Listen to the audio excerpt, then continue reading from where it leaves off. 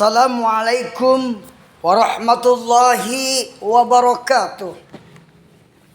Alhamdulillahi rabbil alamin. Wabihi nasta'inu ala umuri dunya waddin. Wala hawla wala quwwata illa billahil aliyyil azim. Sahabat-sahabat sekalian, hari ini adalah hari Sabtu, bertepatan dengan hari atau tanggal 22 Oktober, di mana tanggal 22 Oktober adalah Hari Santri Nasional. Saya selaku pribadi dan keluarga mengucapkan selamat Hari Santri. Jadikan tilawah Al-Quran di hari santri ini adalah tilawah yang menyenangkan, motivator tilawah Al-Quran di hari santri.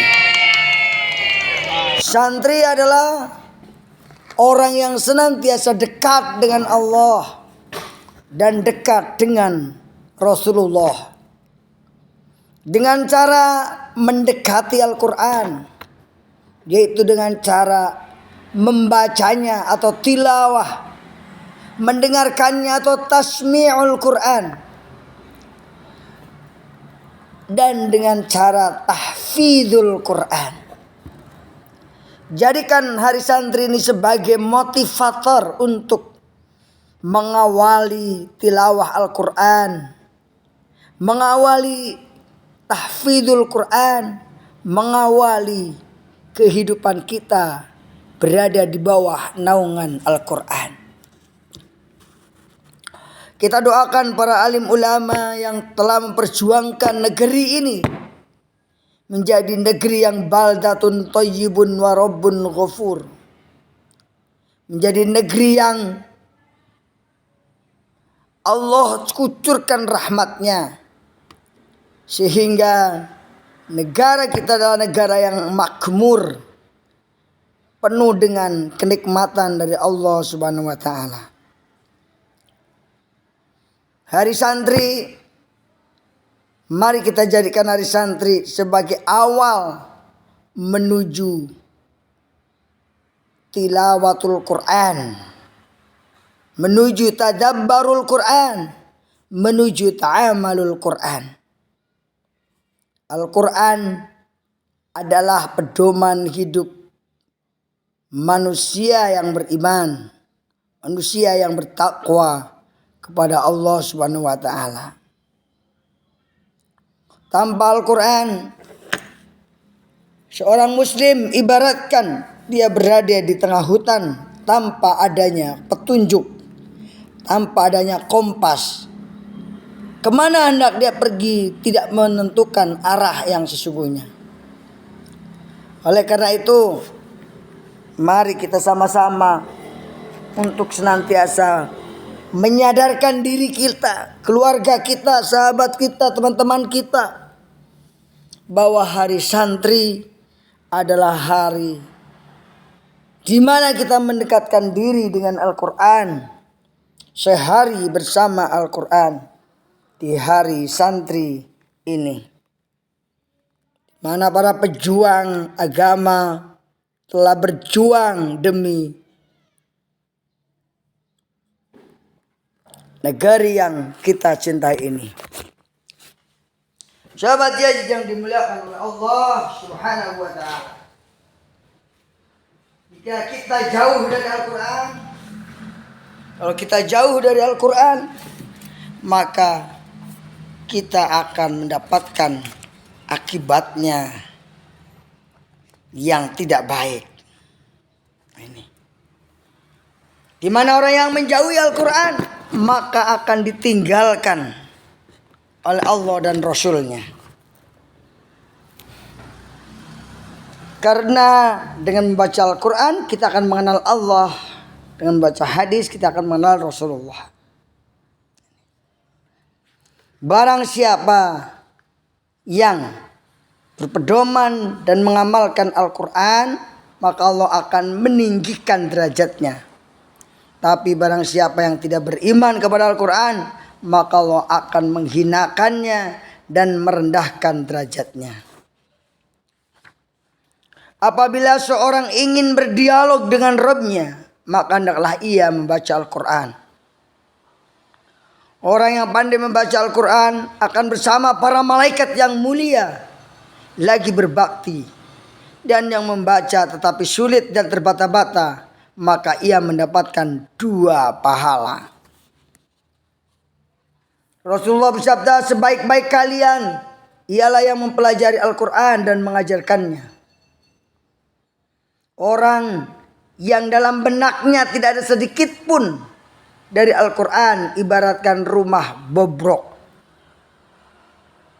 Maksud hadis ini adalah menerjemahkan, menafsirkan atau menguraikan hanya dengan akal pikiran sendiri tanpa panduan praktis dari Rasulullah, panduan daripada sahabat dan ulama yang soleh, serta tanpa akal dan akal yang benar. Maka barang siapa yang menguraikan Al-Quran dengan akal pikirannya sendiri dan benar, maka sungguhnya dia telah berbuat kesalahan. Saudaraku yang dimuliakan oleh Allah Subhanahu wa Ta'ala, turunnya Al-Quran ini atau wahyu ini ada 3 kunci sukses. Sebagaimana dalam sebuah kitab yang dikatakan bahwa siapa yang mau sukses? Dari Alqamah bin Wasi, insyaallah Al-Laisi berkata, semangat, sungguh-sungguh saya mendengar Umar ibnul Khattab berpidato di atas mimbar. Saya mendengar Rasulullah SAW bersabda, wahai manusia, sesungguhnya amal-amal itu hanyalah dengan niatnya. Dalam satu hadis, amal itu tergantung niatnya. Dan bagi seorang hanyalah sesuatu yang diniatkan. Barang siapa yang hijrahnya karena Allah dan Rasulnya, maka karena Allah dan Rasulnya pun mendapat hijrah atau mendapatkan pahala.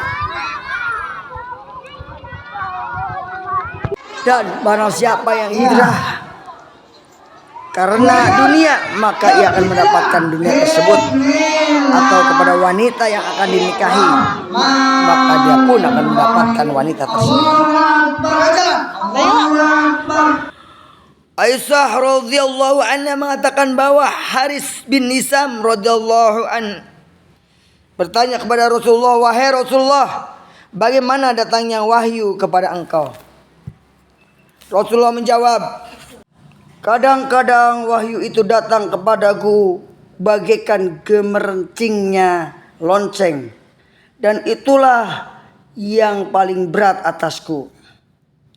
Lalu aku terputus padaku dan saya telah hafal darinya tentang apa yang dikatakannya. Kadang-kadang malaikat berupa-rupa sebagai seorang laki-laki datang kepadaku, lalu ia berbicara kepadaku, maka saya hafal apa yang dikatakannya. Aisyah radhiyallahu anha berkata, sungguhnya saya melihat beliau ketika turun wahyu kepada beliau pada hari yang sangat dingin, dan wahyu itu terputus dari beliau sedang dahi beliau mengalirkan keringat. Sahabat Yazid yang dimuliakan oleh Allah Subhanahu wa Ta'ala, istri Rasulullah Aisyah radhiyallahu anha berkata, adalah yang pertama dari wahyu Rasulullah adalah mimpi yang baik di dalam tidur beliau. Beliau tidak pernah bermimpi melainkan akan menjadi kenyataan seperti merekahnya cahaya subuh. Kemudian beliau gemar bersunyi. Beliau sering bersembunyi di Gua Hiro. Beliau beribadah di sana, yakni beribadah beberapa malam sebelum rindu kepada keluarga beliau dan mengambil bekal untuk itu. Terima kasih. Wassalamualaikum warahmatullahi wabarakatuh. Sampai jumpa lagi.